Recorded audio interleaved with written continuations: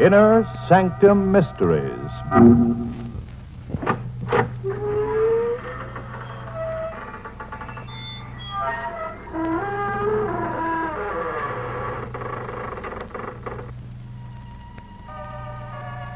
Good evening, friends of the creaking door. This is your host to welcome you once again into the inner sanctum. Come in. Meet Edgar, our electrical wizard. At school, he was voted the most likely to shock 'em dead. Edgar's wife was a dull dame, so he plugged her into a wall socket. Now you should see the way she sparkles.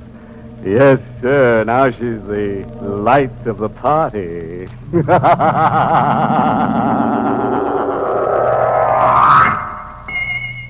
Ever roll your eyes over the dream of $500,000?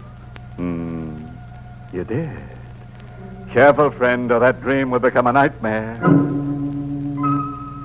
We're in White Oaks, a gloomy estate somewhere along the jagged coastline between Frisco and Seattle. On the floor in a corner of the library, staring blindly at the ceiling, is an old man. Across the room is a young man, mortally wounded, but fighting to keep the thread of life from snapping. 10 feet away from him is an old-style floor safe. The door of the safe is blown off, and the contents scatter and lying nearby. He tries to get up, but he can't. His hand creeps to a bundle of cash and drops helplessly over it.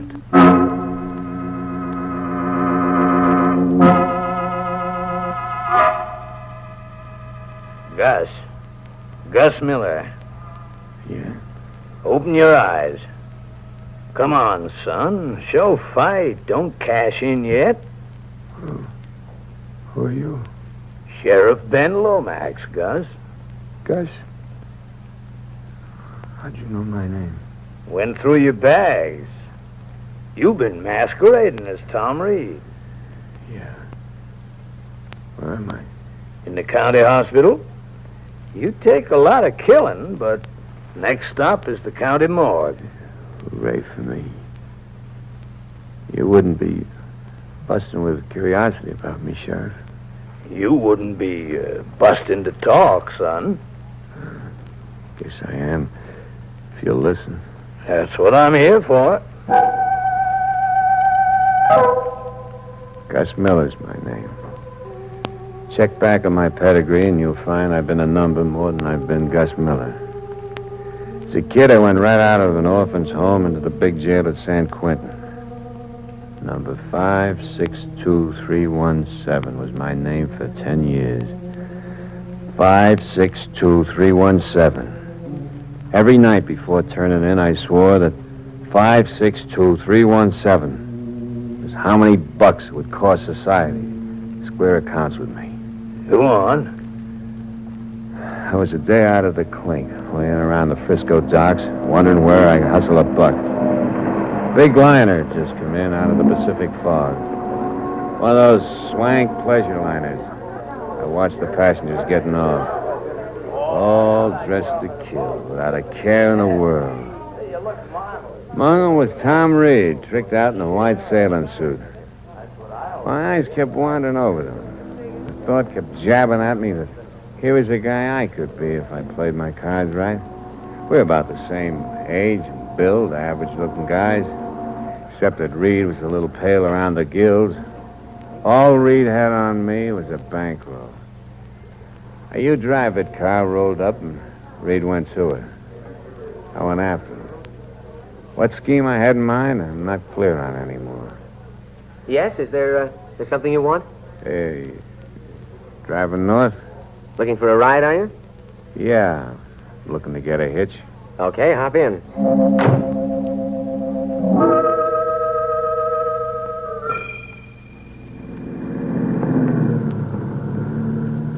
I'm Tom Reed. My name's Gus Miller. How far are you going? As far as I can get, I guess. No destination? No destination. How far are you going? Oh, about 200 miles. White Oaks.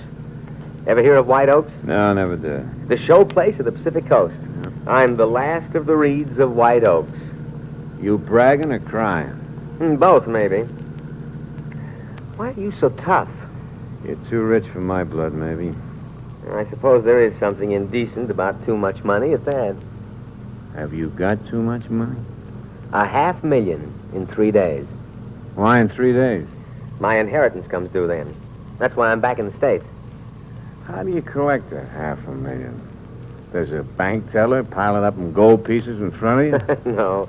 A blind uncle you haven't seen in years taps his cane along the floor towards a safe that's been in the family for generations and opens it. And hands you $500,000. Just like that? Just like that. My father distrusted banks. I turned the figure over in my mind. $500,000. I saw Reed looking queerly at me out of the corner of his eye. You're burning up with temptation, Miller. I don't know what you're talking about.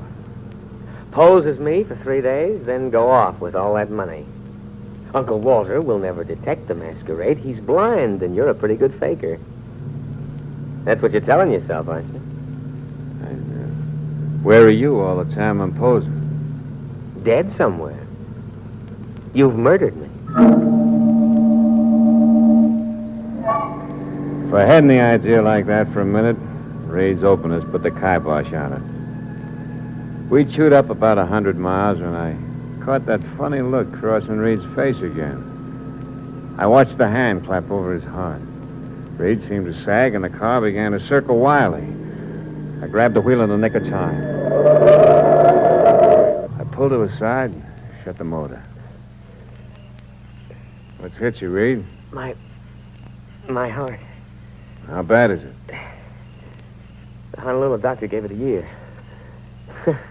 I've been shortchanged by 2 weeks. Get me to a doctor. I stalled. There was a little man counting off 500,000 in my mind slowly, by one. Reed's eyes were on me. They were dying eyes, but I caught a twinkle. As if he were amused over something. Here's your chance, Miller. Just sit it out under the stars. Forget the doctor. What I like most about you is your sense of humor. I'm taking you to that doctor. Thanks, sucker. But don't bother. It's too late. Reed. Bury me somewhere as Gus Miller. You'll be Tom Reed for 3 days.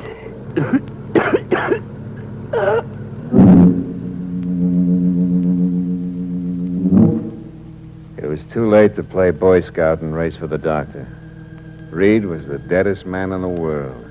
I told myself that Reed's dying crack practically made me his heir. But I didn't have to tell myself anything. The little man was counting 500,000 in my head fast, by 50s.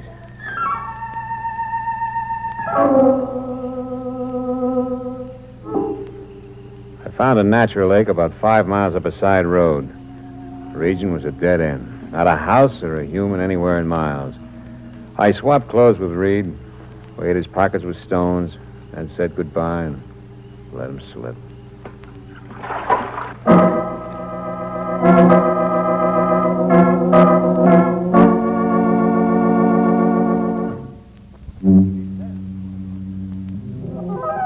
Well, our downtrodden hero is on the upgrade now.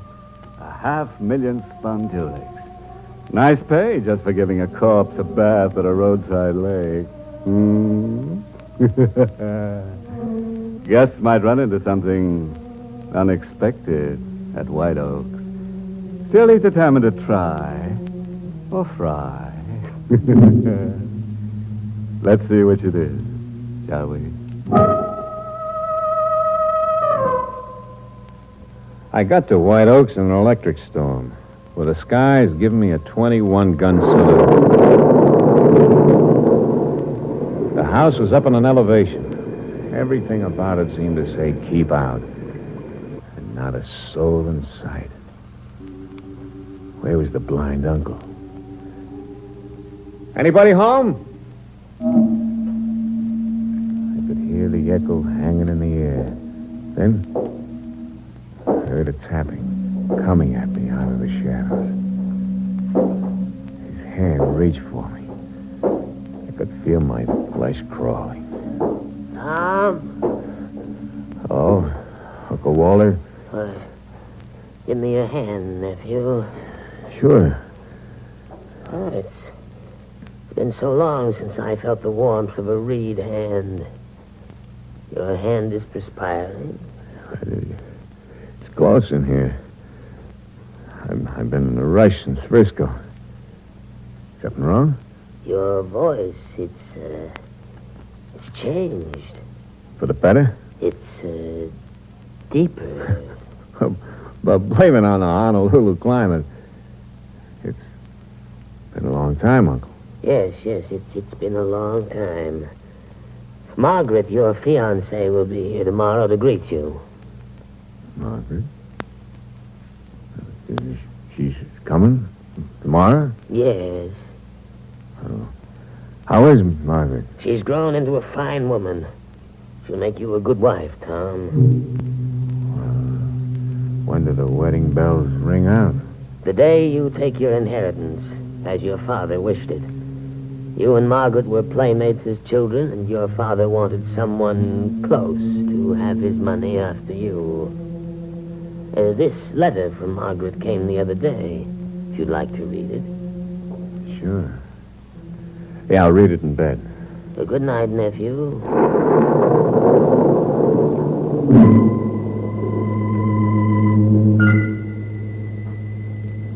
A bride went with the $500,000.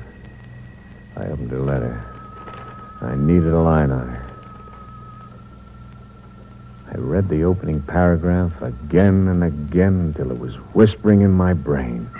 I wonder how it will be meeting Tom again, Uncle Walter. We were practically infants the last time together. The questions that keep crowding my mind.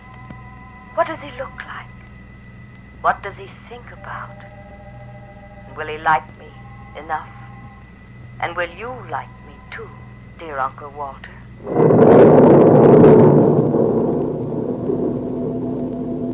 I had all the line on her I needed. Margaret didn't know Tom Reed from Adam.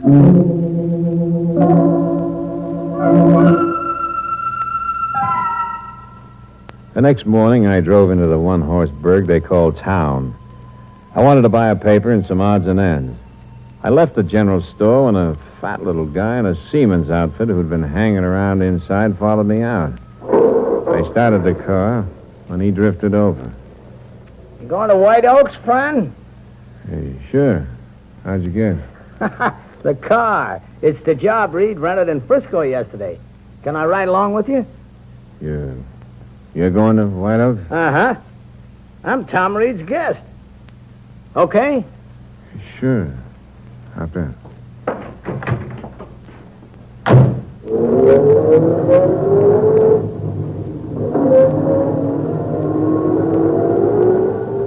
You a friend of Tom? Well, kind of. I was purser on the ship he came over on. We hit it off, and I got invited to his wedding. What'd you do with Tom Reed, mister? I don't get you. I get you. You're playing at being Reed. You're wearing his clothes. You're driving his car. When you paid for some junk at the store, you flashed a wallet I remember seeing on Reed. But you needn't sweat. Maybe we can do business. For how much? Half, if you're just masquerading. All, if you killed him. I didn't kill him. A heart attack did it. I just ditched the body. Is it half? I'll let you know. What are you stopping for? I'll get hold of myself for a minute. Find my smokes here. This compartment. I thought you said smokes. This smokes. With all 6 bullets. Get out of the car. Start for the woods. Is that how you want it? That's the way it's got to be. All or nothing. No deals with a blackmailer.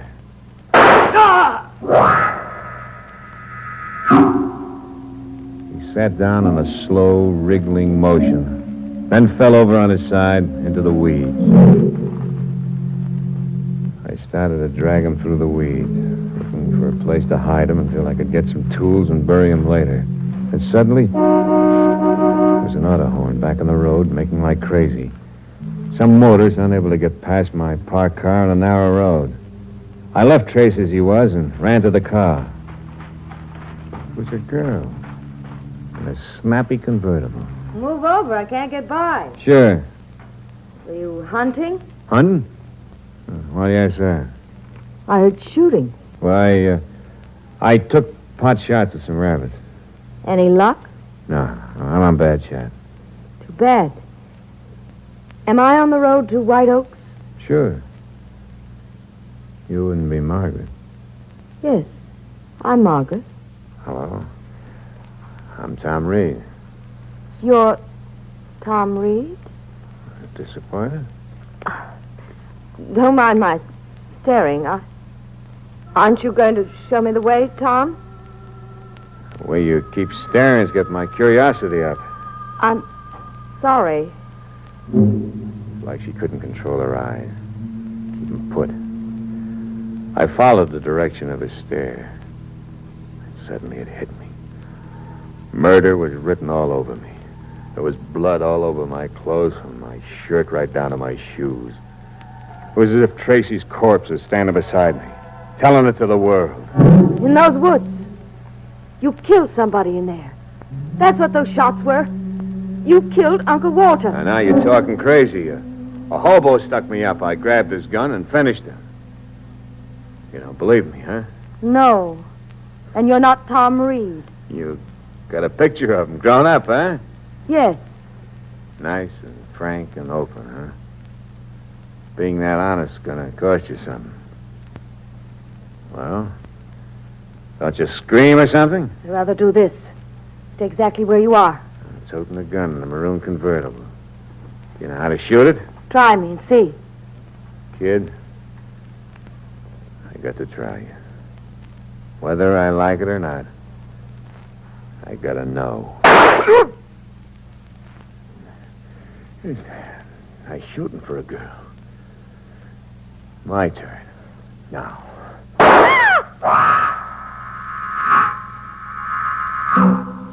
Her shooting first made it easier for me. In a way, it was like self-defense.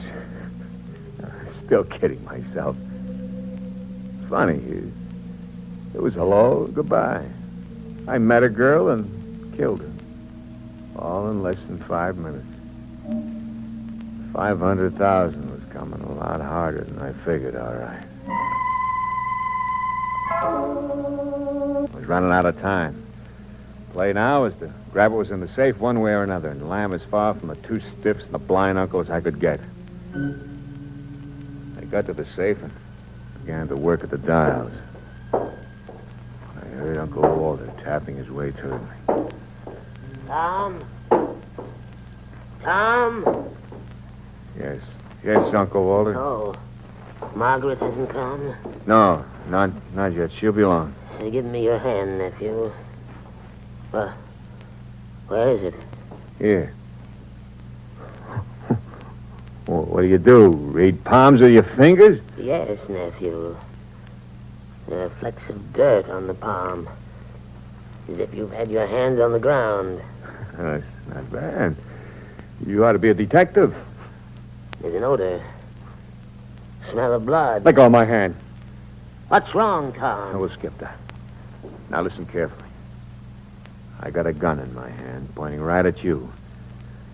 You're to tap your way to that floor safe and open it, with no stalling and no questions. But, Tom... I said no questions. But I don't know the combination from memory. I said no stalling. If you listen, the combination is on a memorandum pad in the library desk. Get it. He tapped his way along the floor to the desk, stooped over a drawer, and stayed there in a crouch like a guy in a trench. There was a gun pointing in front of him. Are you crazy, old coot? What good's a gun gonna do? You're blind. You won't get a cent, imposter. He shot me with perfect marksmanship. like he could see right along with anybody. He'd aimed in the direction of my voice. I figured. I moved to a side quickly and emptied my gun.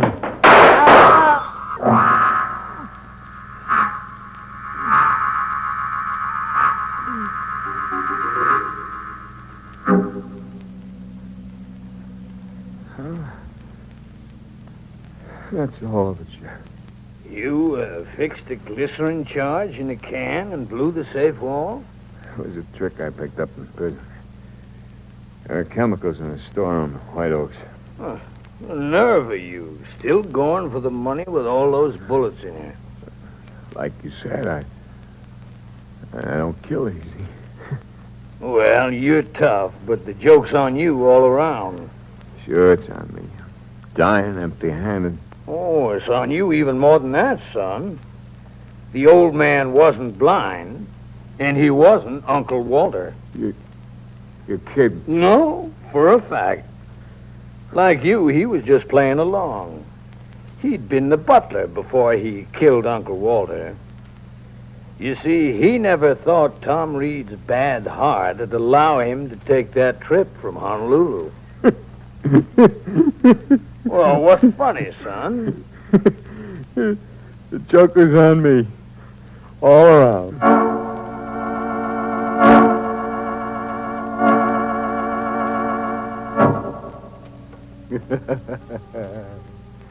Funny twist, A young man plots his rise to fortune and then finds he can't even get up off his back. One barren blessing, though. He's got all the time now in the next world to count off that 500,000 in fractions. May he rust in peace.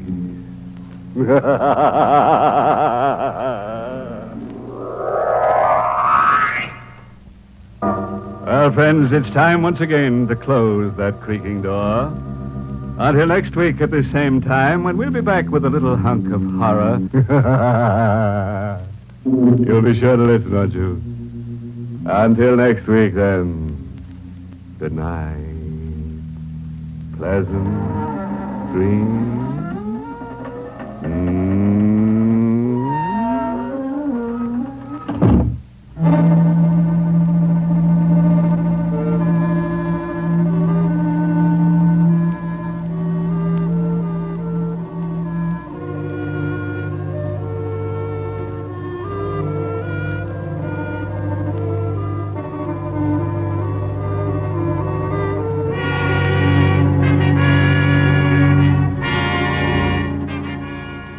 Inner Sanctum has come to you through the worldwide facilities of the United States Armed Forces Radio and Television Service.